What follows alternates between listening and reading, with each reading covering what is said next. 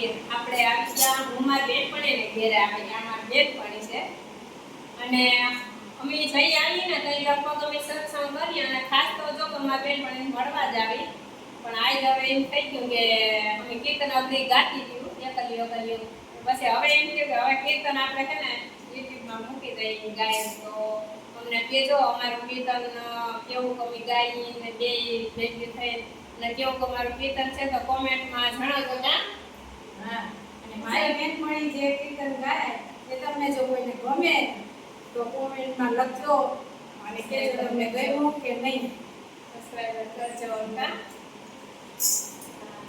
તો હારી તો મેં હવે શરૂઆત કરી કીર્તનનું આમાંથી જોઈને જ ગાવાનું છે. ચાકુ તારું રૂપ મારે